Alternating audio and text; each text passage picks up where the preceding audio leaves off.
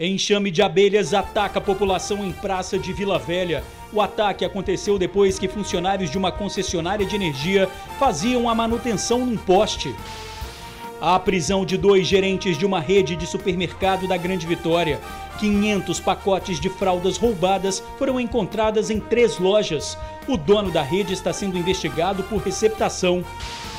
Familiares liberam corpos de jovens mortos em acidente em Guarapari. As vítimas estavam num carro de passeio que bateu num ônibus com 19 pessoas. Os 3 ocupantes do carro morreram. Empresário agredido por um PM presta depoimento na corregedoria. A filha dele também levou um tapa na cara durante a confusão.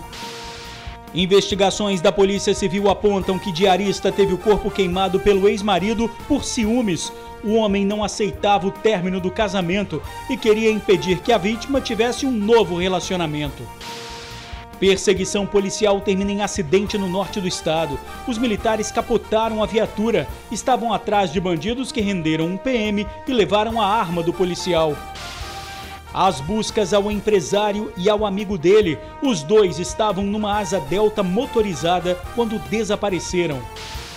E começa a preparação das urnas eletrônicas para a votação no dia 7 de outubro. Aqui no estado são mais de 8.700 urnas. A gente volta em 1 minuto.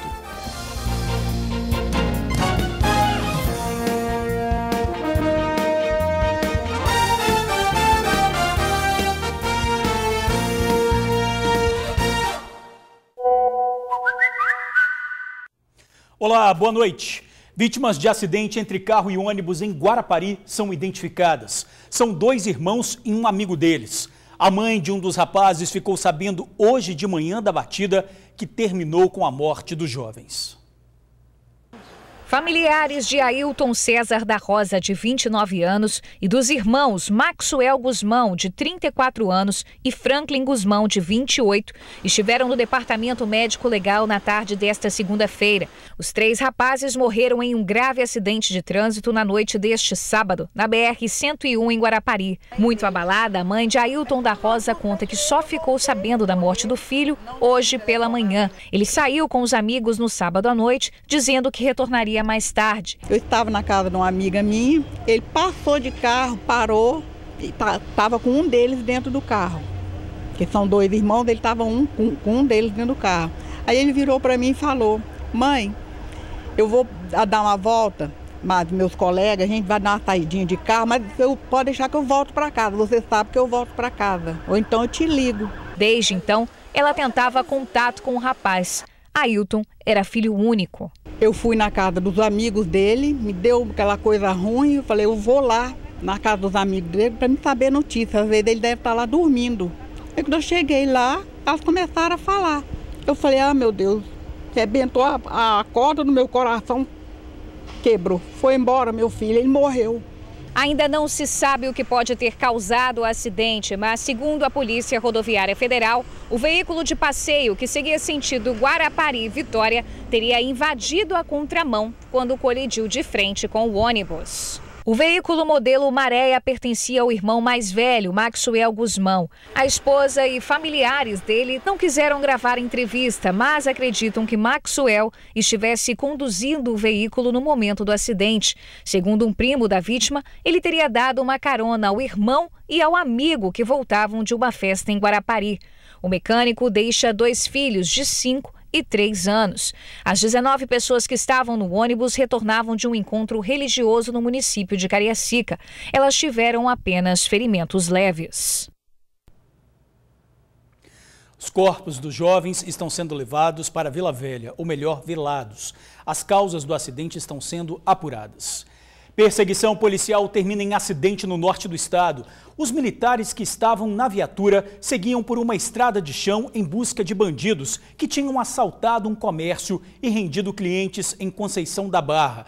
Entre as vítimas estava um PM que foi amarrado e teve a arma roubada. Quando os militares encontraram os bandidos, um deles atirou contra a viatura. O policial que dirigia acabou perdendo o controle e o carro capotou. Ninguém se feriu gravemente. Os bandidos conseguiram fugir. Susto na pracinha do centro de Vila Velha hoje à tarde. Várias pessoas foram atacadas por um enxame de abelhas. O trânsito precisou ser interditado para evitar mais ataques.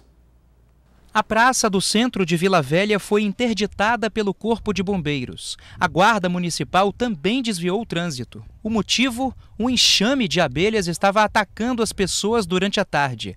A notícia se espalhou rápido e muita gente ficou assustada. Parei logo, eu falei, nem vou voltar lá para a pracinha. Você está com medo da sua filha também sofrer algum ataque, né? Sim, sim. Por isso que eu parei e vou embora. Eu tenho medo. Muito medo. Quer passar longe delas. Eu quero passar longe, porque isso aí já viu, né? O seu Juarez trabalha numa loja de produtos naturais que fica bem em frente à pracinha onde tudo aconteceu, teve aquele ataque de abelhas, né? Exato. E elas atacaram o senhor também? Sim, me atacaram. Quando eu decido que dei uns 5, 6 passos, elas me atacaram. Cerca de 50 a 60 insetos. Quando eu vi que era a Europa, e essas abelhas Europa são as abelhas mais tranquilas, não é uma abelha africana que é mais agressiva, né? E eu procurei manter minha calma, elas por cima do cabelo, no rosto, no ouvido. Esse ouvido esquerdo ficou cheio de abelhas unindo aqui dentro. Segundo o Corpo de Bombeiros, um funcionário da EDP Excelsa foi atacado ao fazer a manutenção elétrica do poste em que as abelhas estavam.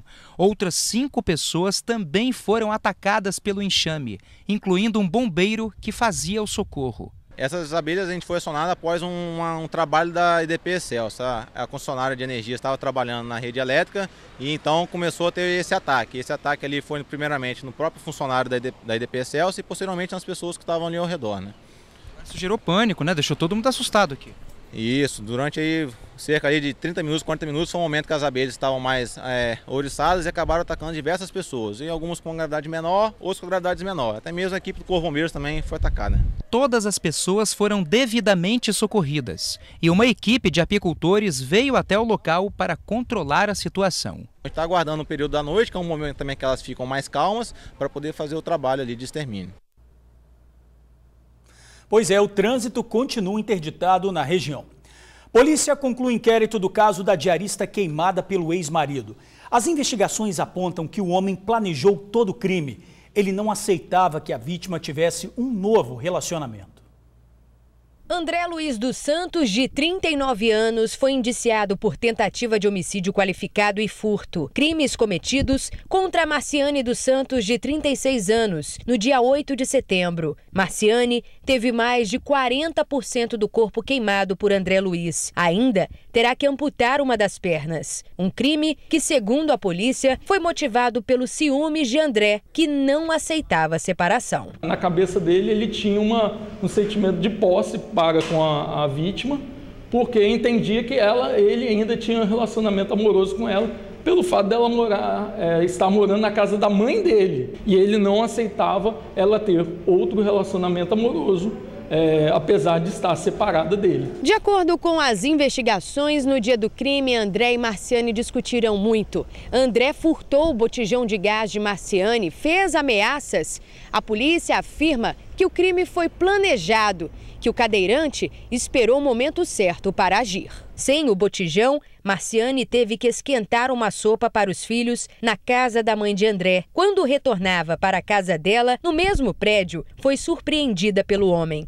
Um portão separou a vítima do agressor. Ele se apossa de uma substância inflamável, tranca o portão, se aproveitando dessa situação, para atear fogo na vítima sem se ferir. Após colocar fogo na ex-mulher, André fugiu enquanto vizinhos socorriam Marciane. Ficou percorrendo terminais da Grande Vitória até se entregar à polícia. Ele vai ser indiciado, está sendo indiciado pelo crime de homicídio qualificado pelo motivo torpe, uso de meio cruel, aí o fogo, impossibilidade de defesa da vítima e a qualificadora do feminicídio. Dono de rede de supermercado investigado por vender mercadorias roubadas. Em 3 lojas do grupo, a polícia encontrou 500 pacotes de fraldas roubados em junho desse ano. 2 gerentes foram presos. A mercadoria roubada foi encontrada nas 3 unidades da rede de supermercados que ficam em Maruípe, no centro, em Vitória, e em Campo Grande, Cariacica.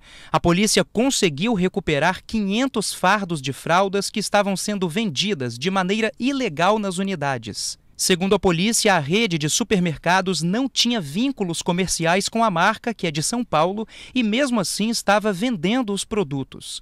Quando a empresa descobriu a venda ilegal, avisou a polícia imediatamente. Realizamos uma verificação preliminar por policiais dissimuladamente se passando por clientes no supermercado.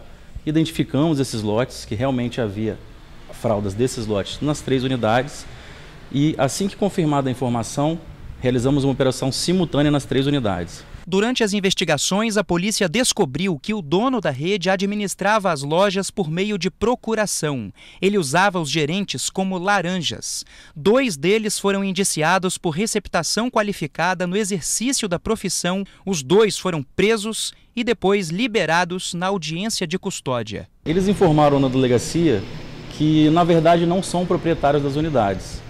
Que na verdade são laranjas do senhor Norival Chuamba, que ele que exerce a administração total das unidades. Em relação à carga, não tiveram nada a explicar, disseram apenas que administram as unidades do centro de Maruípe e que em relação aos produtos comprados, a administração é feita por Norival Chuamba. Inicialmente o que vemos é uma terceira pessoa utilizando-se desses gerentes para exercer atividades obscuras e criminosas.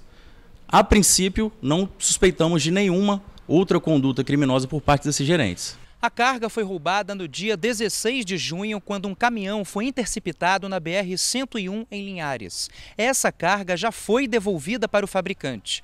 Porém, mesmo assim, segundo a polícia, na conclusão do inquérito, a rede de supermercados pode ser fechada. Existe uma lei estadual que prevê que todas as empresas identificadas comercializando produtos objeto de furto e roubo de carga podem ter sua inscrição estadual cancelada. Isso, consequentemente, gera o fechamento das unidades. O dono da rede está sendo investigado por receptação qualificada, falsidade ideológica, organização criminosa e porte ilegal de arma. Existe a possibilidade de existir outros produtos na rede de supermercados. Ainda segue sob investigação. Bom, o advogado da rede de supermercado disse que a compra do lote de fraldas foi feita de forma legal. Disse ainda que as notas fiscais foram entregues à Polícia Civil. Empresário agredido por PM presta depoimento na Corregedoria da Polícia Militar. Depois de uma discussão por causa de um acidente de trânsito, o PM agrediu um empresário e ainda deu um tapa na cara da filha dele, uma adolescente de 14 anos. O caso aconteceu há uma semana na Avenida Norte-Sul. Odorico Coelho foi cobrar um posicionamento em relação ao afastamento do policial. Ele prestou depoimento e pediu a prisão do PM. A Corregedoria informou que está apurando o caso. O PM foi afastado da rua e está em trabalhos administrativos. Um motorista de ônibus foi atropelado por um carro em Vila Velha e ficou com várias sequelas. Era noite e o responsável pelo atropelamento não prestou socorro e até hoje não foi identificado.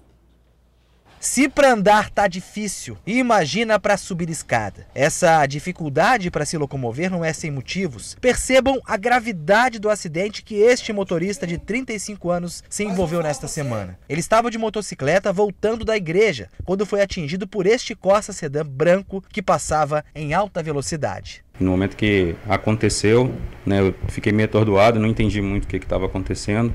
Ainda tentei levantar para poder ver se eu conseguia ver a placa do carro, porque eu senti que ele acelerou, que ele ia sair com o carro, mas graças a Deus nas demais coisas está tudo bem. O motorista de coletivo está tão assustado que tem até medo de mostrar o rosto. Desde então, são dores nas costas, nas pernas, além das escoriações. Ele está afastado do trabalho e arcando com o seu próprio tratamento. Nas pernas só foi escoriações, nas costas também, mas o mais grave mesmo teria sido a coluna. E na quinta-feira, quando fui levantar, a dor foi tão forte que eu não aguentei, eu desmaiei. A colisão aconteceu neste cruzamento no bairro Alvorada, aqui em Vila Velha. Mesmo com a gravidade da batida, mesmo sem saber se o motociclista estava vivo ou morto, o condutor do carro de passeio foi embora, sem prestar socorro. O que mais me deixou indignado foi exatamente isso. Foi a forma que eu fui tratado, até mesmo pior que um animal. Naquele momento, o rapaz nem olhou para trás quando ele me atropelou. E nem sequer procurou saber se eu estava me movimentando, para saber se eu estava vivo ou se eu estava morto. Do jeito que ele bateu, ele acelerou e foi embora. Para quem dirigia o carro de passeio, uma boa notícia. Apesar da sua falta de empatia, a vítima está bem. Eu estive pensando como é que ele conseguiu dormir aquela noite sem ter a certeza de que a pessoa que ele atropelou estaria viva. Ele mesmo poderia ter pego o telefone, ligado para o SAMU, alguma coisa, né? Mas nem isso ele fez. A forma de tratar o ser humano, ele teria que repensar. Hoje, graças a Deus, eu estou bem melhor, estou podendo caminhar, estou podendo andar devagar, mas estou. Mas o médico pediu repouso para não ficar fazendo muita força, para poder não piorar a situação.